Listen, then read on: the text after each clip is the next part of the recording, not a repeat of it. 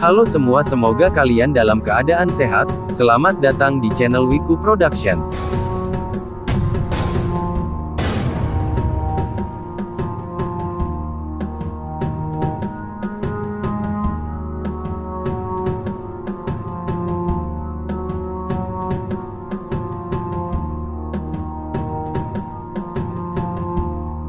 Video kali ini merupakan hasil eksplorasi langsung di perkebunan teh Kali Gua, yang memiliki historis panjang bagi masyarakat di wilayah selatan Kabupaten Brebes, Jawa Tengah. Dari masa penjajahan kolonial Belanda, hingga masa penjajahan Jepang. Dalam catatan sejarah, perkebunan teh Kali Gua yang berlokasi di Desa Pandansari, Kecamatan Paguyangan, Kabupaten Brebes itu, ada sejak 1889. Kemudian perkebunan teh tersebut, diambil paksa oleh kolonial Jepang pada 1942. Brebes yang dikenal sebagai wilayah perkebunan tebu, ternyata juga memiliki perkebunan teh yang berada di lereng bukit di deretan perbukitan Gunung Slamet. Kehidupan masyarakat di perkebunan teh Kali Gua menjadi rebutan pada saat agresi militer pertama sebelum kependudukan Jepang. Area perkebunan itu oleh Jepang, kemudian didirikan sebagai pabrik senjata. Di situ ada lokasi yang dikenal dengan nama Goa Jepang. Saat melewati pintu masuk kita akan disambut dua patung tentara Jepang. Itu peninggalan semasa Jepang. Itu juga akan menjadi bukti bahwa ada proses pengambil alihan ketika Jepang masuk ke Indonesia. Goa Jepang di perkebunan teh Kali Gua adalah pabrik senjata yang lokasinya di area pegunungan. Jepang memanfaatkan area perkebunan tersebut untuk kamuflase.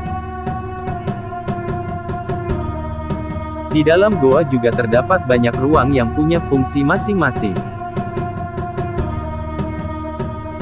Ada kamar-kamar untuk para tentara Jepang, ruang komandan, ruang tahanan, ruang eksekusi atau pembantaian bagi warga Indonesia yang berani membangkang kepada Jepang pada saat itu. Ada juga lorong-lorong yang tembus keluar goa untuk membuang mayat-mayat para tahanan yang mati karena penyiksaan yang sangat kejam dan sadis yang dilakukan oleh para tentara Jepang.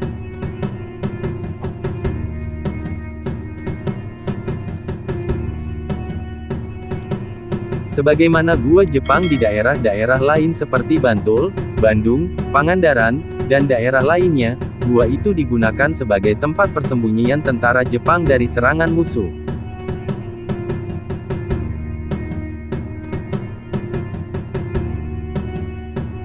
Gua ini sengaja dibuat pendek agar tidak mudah dimasuki oleh tentara Belanda yang tinggi badannya melebihi tentara Jepang.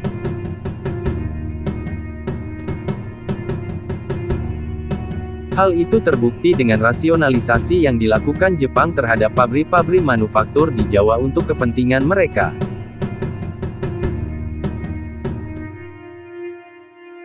Rel-rel di pabrik gula yang tidak berfungsi akan dicabut untuk dilebur. Kemudian itu digunakan untuk membuat amunisi mereka. Bangunan goa Jepang di perkebunan teh Kali Gua itu luar biasa.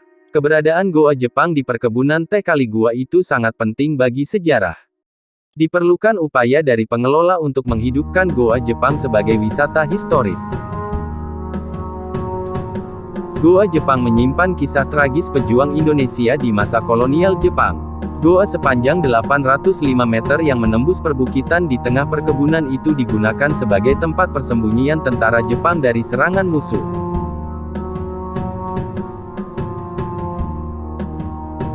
Selain diperuntukkan sebagai tempat persembunyian tentara Jepang, goa itu juga digunakan sebagai pembantaian Romusha, istilah penduduk pribumi yang diperbudakan di masa penjajahan Jepang yang memberontak kepada pemerintahan militer.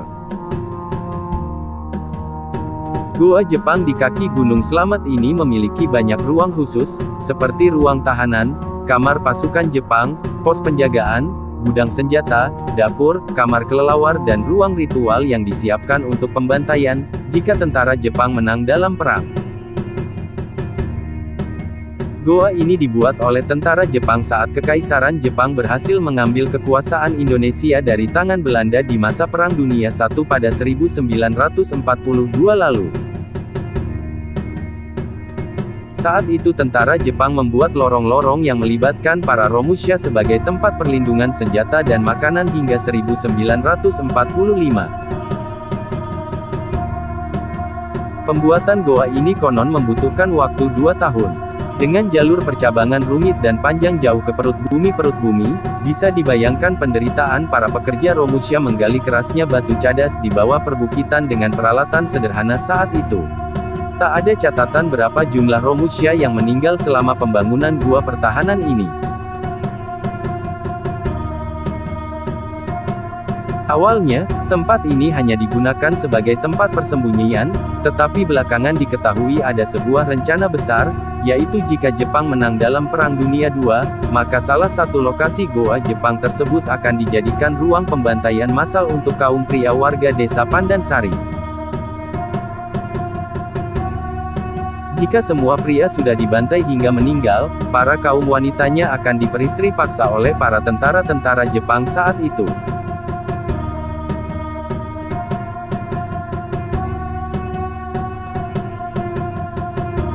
Pada 1997, lorong-lorong itu mulai dibuka sebagai objek wisata dengan diawali bersih-bersih warga setempat dan juga karyawan PT Perkebunan Nasional 9 sebagai pengelolanya. Suasana di dalam gua dibuat mirip dengan kondisi aslinya saat masih dipakai Jepang.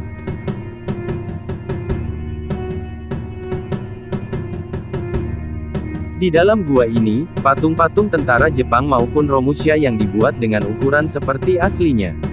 Bahkan yang bikin merinding, ada ruang yang memang secara khusus difungsikan sebagai kamar penyiksaan dan pembantaian.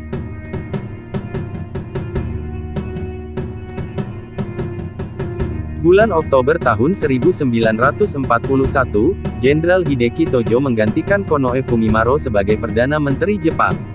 Sebenarnya, sampai akhir tahun 1940, pimpinan militer Tambelang tidak menghendaki melawan beberapa negara sekaligus, namun sejak pertengahan tahun 1941, mereka melihat bahwa Amerika Serikat, Inggris, dan Belanda harus dihadapi sekaligus apabila mereka ingin menguasai sumber daya alam di Asia Tenggara.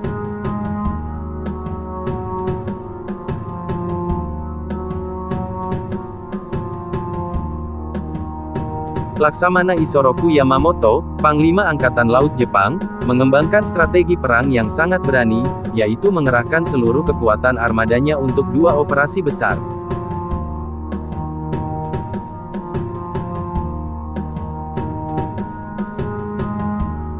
Seluruh potensi Angkatan Laut Jepang mencakup 6 kapal induk pengangkut pesawat tempur, 10 kapal perang, 18 kapal penjelajah berat, 20 kapal penjelajah ringan, 4 kapal pengangkut perlengkapan, 112 kapal perusak, 65 kapal selam serta 2.274 pesawat tempur.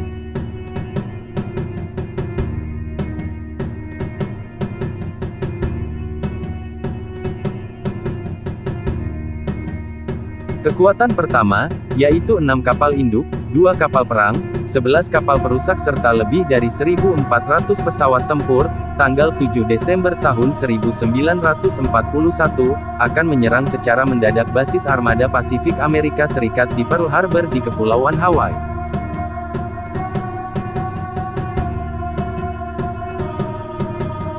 Sedangkan kekuatan kedua, sisa kekuatan Angkatan Laut yang mereka miliki, mendukung Angkatan Darat dalam Operasi Selatan, yaitu penyerangan atas Filipina dan Malayat Singapura, yang akan dilanjutkan ke Jawa.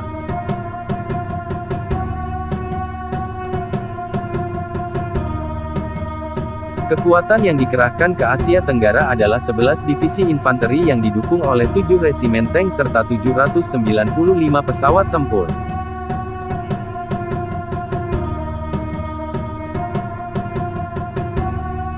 Seluruh operasi direncanakan selesai dalam 150 hari. Admiral Chuichi Nagumo memimpin armada yang ditugaskan menyerang Pearl Harbor.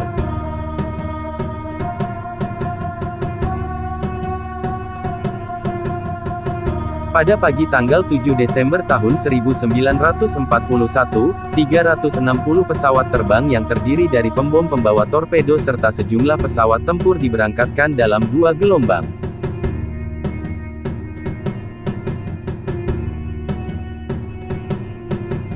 Pengeboman Pearl Harbor ini berhasil menghancurkan 188 pesawat dan merusak 8 kapal perang Angkatan Laut Amerika Serikat.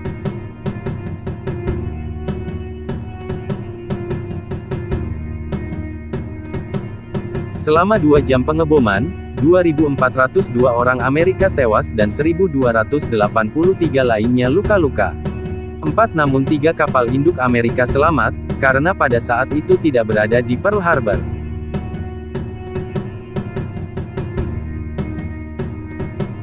Apalagi setelah Amerika melancarkan embargo minyak bumi yang sangat dibutuhkan untuk industri di Jepang maupun untuk keperluan perang.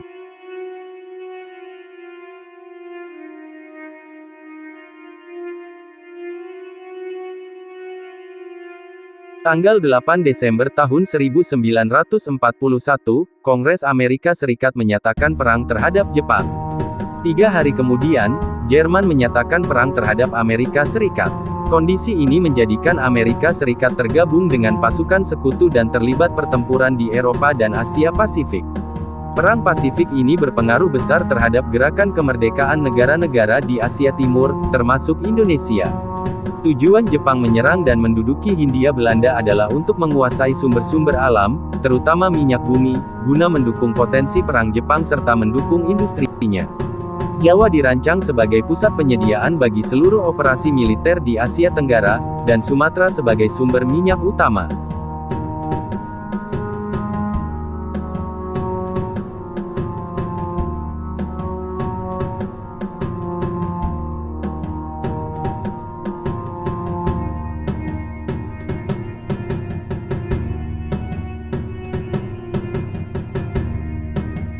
Goa Jepang ini juga sebagai bukti jika ada wisatawan Jepang yang berkunjung, mereka bisa mendengar informasi mengenai masa kelam Goa Jepang ini dan bahkan banyak wisatawan Jepang yang menangis atas kisah kekejaman yang dilakukan pendahulu mereka di Indonesia. Orang-orang Jepang pada umumnya hanya mengetahui bahwa para pendahulunya dulu datang ke negara-negara Asia Raya, salah satunya Indonesia adalah untuk bekerja bukan untuk menjajah. Namun banyak wisatawan Jepang yang berkunjung terkejut mendengar kenyataan yang ada tentang perbuatan para pendahulu mereka di Indonesia.